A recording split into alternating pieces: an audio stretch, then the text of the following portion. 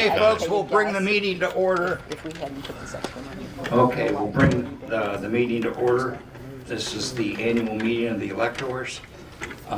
We have minutes. Is there a motion to approve last year's minutes?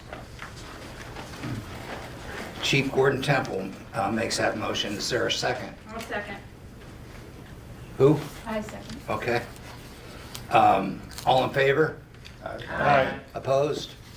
Thank you very much. We'll now give the annual report.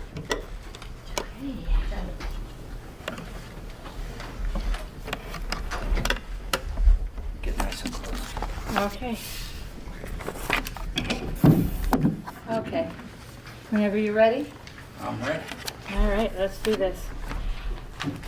I would like to welcome everyone to this year's annual meeting of the electors. It is my pleasure to present the annual report. The general fund serves as the lifeline for all funding, supporting essential expenditures like salaries and bills. Maintaining a healthy general fund balance is crucial for ensuring financial stability. This fiscal year marks our second consecutive balanced budget achieved through zero-based budgeting. Under this policy, departments receive necessary operational funding, while one-time high-cost expenditures were categorized as capital improvement projects, otherwise known as CIPs, and financed separately from their operational budgets. Last year's general operating costs totaled $842,000, excluding CIPs. Additionally, we generated $300,000 in extra revenue through land and cemetery plot sales, which funded vital community improvement projects. As a result, we anticipate ending the fiscal year with an operational surplus of about 12%, which is approximately $105,000. This success is attributed to rigorous accountability, zero-based budgeting, and efficient financial management. By prioritizing capital improvements, aggressively pursuing grants, and practicing prudent fiscal planning, each department maximized resources to achieve more with less. Importantly, all these achievements were made without increasing taxes, ensuring fiscal responsibility and community benefit.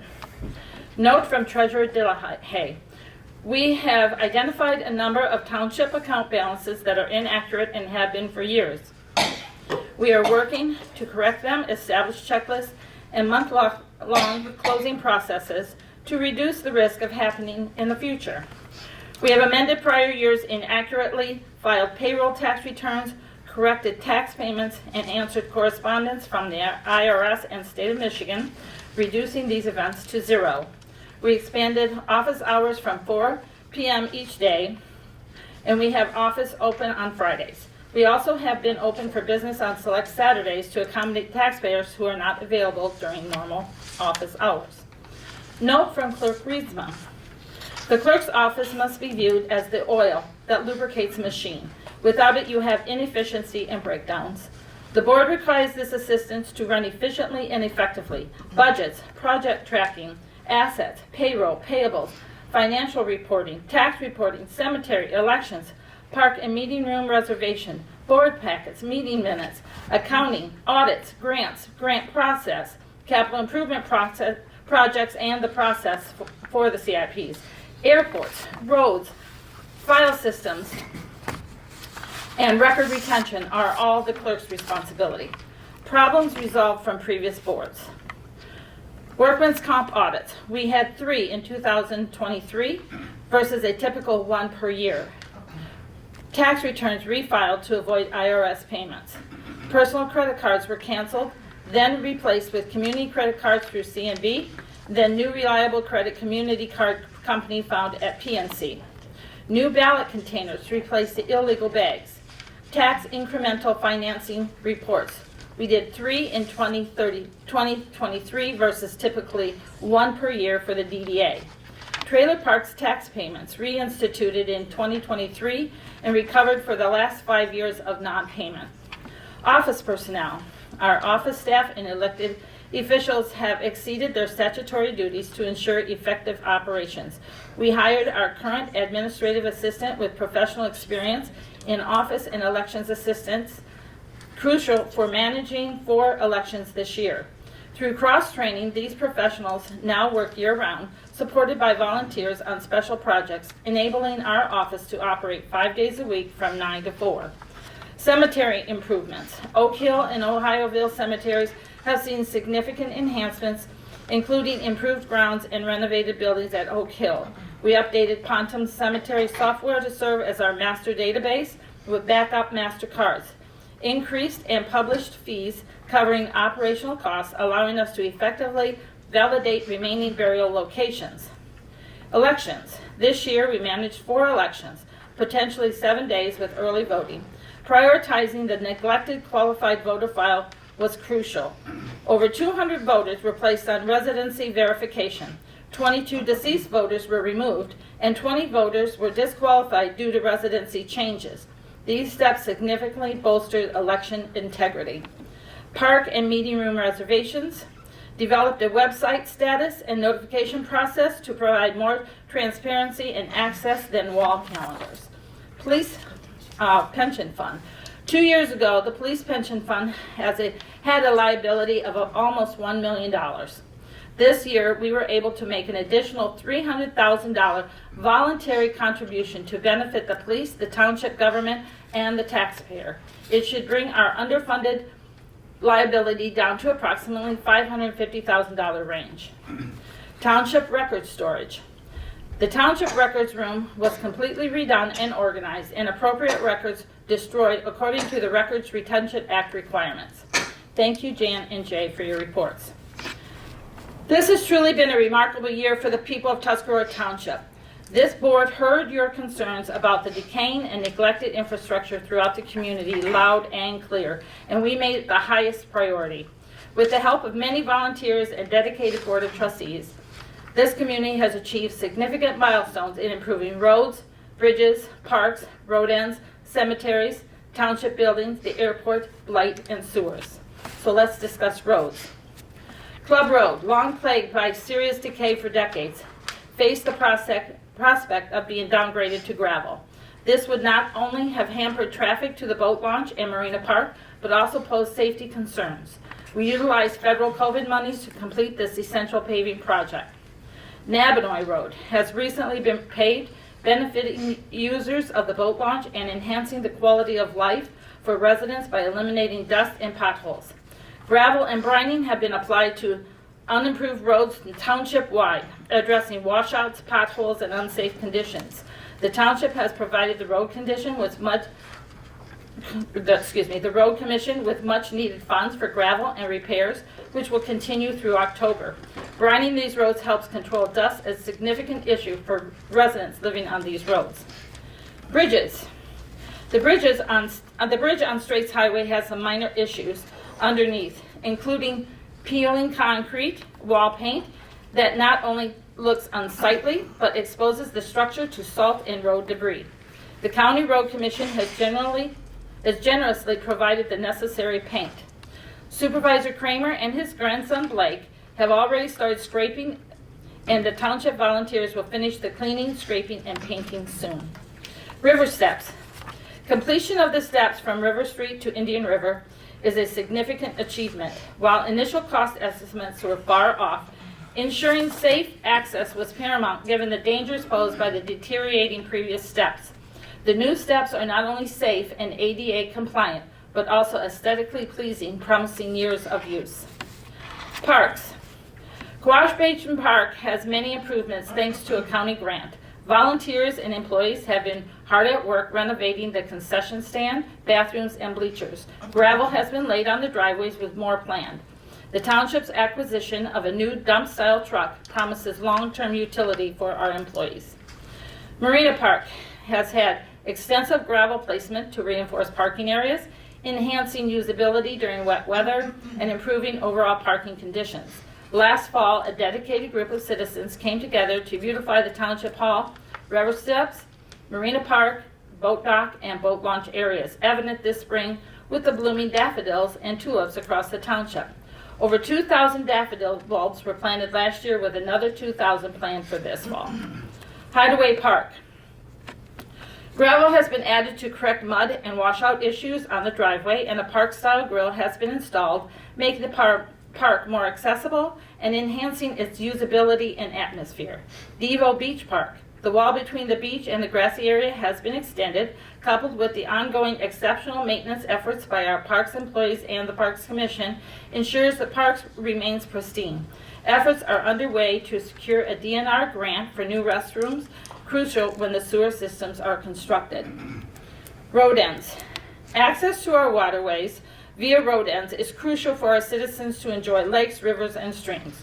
Over the years, many road ends have been abolished and others have been overgrown and neglected, making public access nearly impossible. These road ends, as the name suggests, mark the termination points of roads. They belong to the public, not adjacent property owners. While they are publicly owned and maintained by the county, maintenance has not been a priority for the Road Commission. Thanks to your voices, we have collaborated with the Road Commission to prioritize the maintenance improvement of these road ends. With the dedicated support of volunteers and the County Road Commission, we have identified several neglected road ends for restoration, making them accessible and usable once again for the entire community. This effort underscores our commitment to enhancing public access to our natural water resources, ensuring these valuable assets are enjoyed by all. Cemeteries, almost done. Significant progress has been made at Oak Hill Cemetery with completed refurbishment of the building and foundation fortification funded by a blight grant at no cost to the taxpayers here of Tuscarora. Tree trimming has enhanced the aesthetics with diseased or problematic trees removed. While Ohioville Cemetery requires some minor attention, overall cemetery conditions of both cemeteries have vastly improved thanks to the diligent efforts of our maintenance crew. Township buildings and properties. A $200,000 grant facilitated much needed repairs of this building and property. Foundation repairs are underway on the south side with collaboration from the library, police department, and township supervisor to secure the necessary funding.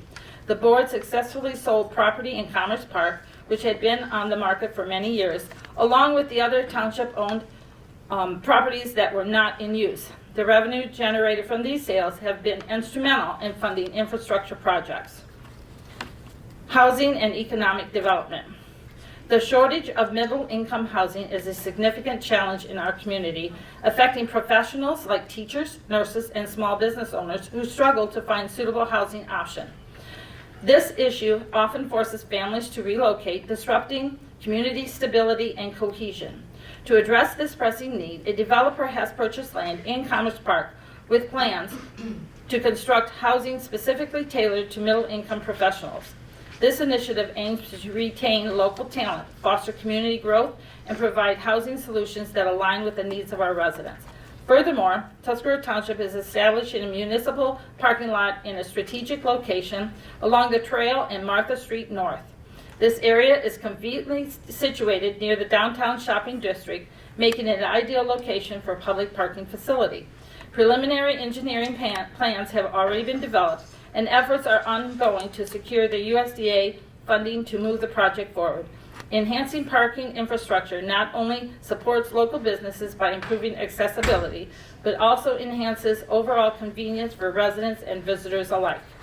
These initiatives highlight our commitment to tackling critical housing shortages and enhancing infrastructure within Tuscarora Township.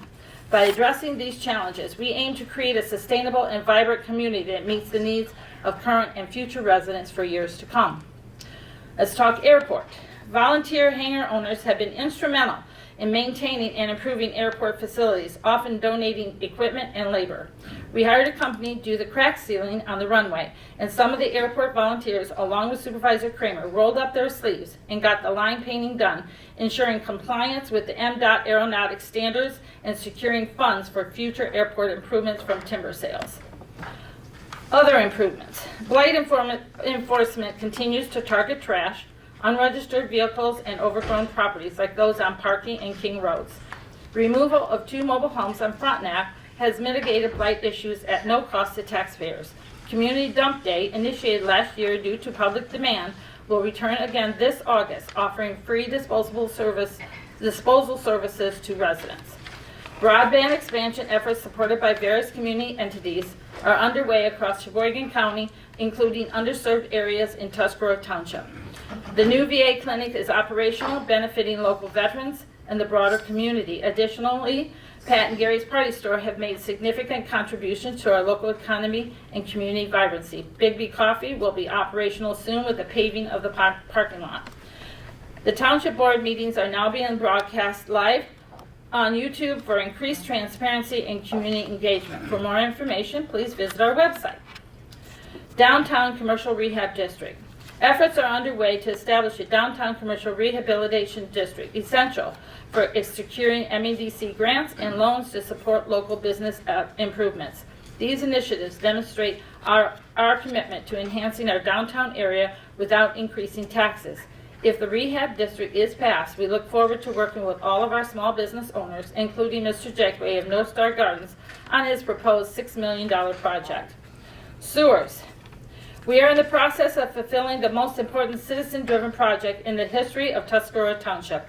Years ago, during the first sewer project in the commercial district, a board member at that time said she would never do another sewer project, ever. Well, we are doing not one, not two, not three, but four, for a total of 4 sewer projects, including phase 1, 2, 3, and an Eagle-funded plant upgrade. This project is estimated to be a $16 million investment and would not be possible without the numerous funding sources we were able to obtain. The Special Assessment District has been established for Phase 1, and the bids have been received for Phase 2. If all goes well, we'll be set to have shovels in the ground as soon as August. There is still a lot of work to be done and hoops to jump through, and thanks to the many citizens who helped initiate this project, also to Congressman Bergman, Senator Peters, Senator Stabenow, who helped us get federal earmarks, to Anna and Alva Schwab, who lobbied on our behalf in Washington, D.C., who are professional lobbyists and charged us nothing to do that, to Representative Cavett and Senator Jamus, who helped push the project when it was getting bogged down at the state level, and to the many people that were behind the scenes. With everyone working together, we are actually at the cusp of achieving the impossible. Fireworks. July 4th is a community parade, and the 5th is our fireworks. It will be the most spectacular show we have ever had, thanks to the many community donations. This is an important event, not only for our community, but for the country, as it is an event that brings everyone together for one purpose, to be thankful for our country and to honor those who have preserved our freedom. We will be having a DJ who will provide entertainment for our huge community beach party, which was a smash last year. It was great. And then during the show to honor our patriots. Please plan on attending this event, either on land or by water. It will be an evening to remember. Lastly, I would like to personally extend my gratitude to the township employees, including our office staff, parks employees, our police officers for their professionalism and dedication to getting the jobs done. I would also like to thank the many volunteers who work on committees with absolute no pay or compensation. Just their love and devotion to this community that inspires them to get involved. I would also like to thank the many volunteers and community organizations who show up to help with community projects, from planting flowers, working at the airport, cleaning road ends, or working at the food distributions, just to name a few, all of which are equally important. That is what brings communities together, and this is what keeps Tuscarora strong. God bless everyone, and have a safe and happy summer. Thank you. Thank you, Janet. Now it's time for public comment, up to 3 minutes. Chief, did you want to talk about the 4th of July? I was going to do that at the regular meeting. Could you do it here too? It wouldn't hurt. Absolutely. If you wouldn't mind. No problem.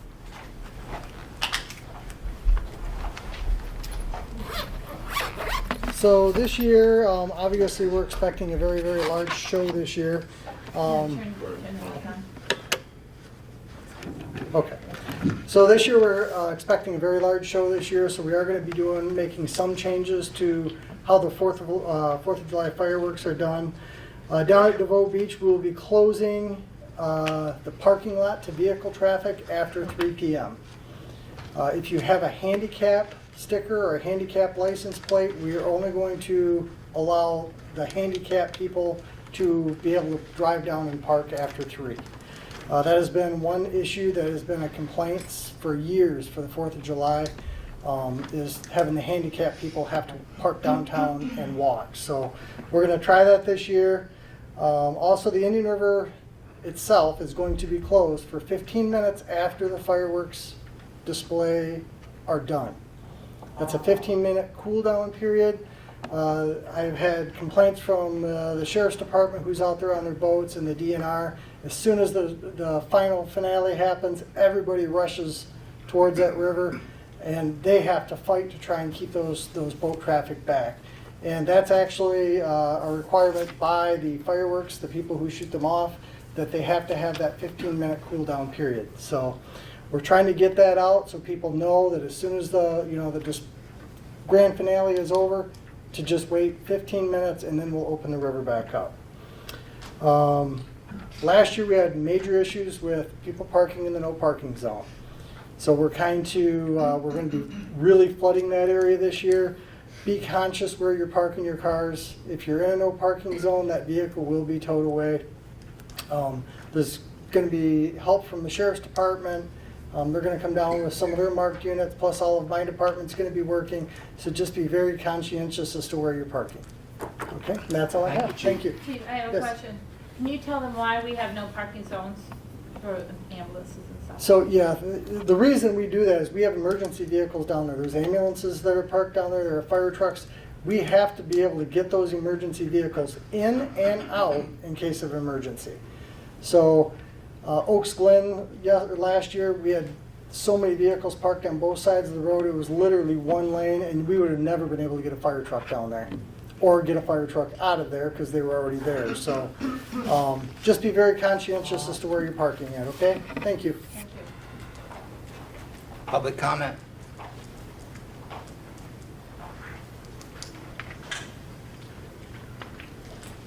It's just really a question for clarification. As I understand it, any car that is in the parking lot prior to 3 has to leave. Correct. If they do not have handicap. Yes, and we are going to have signage in there early in the morning, so everybody is well aware of that.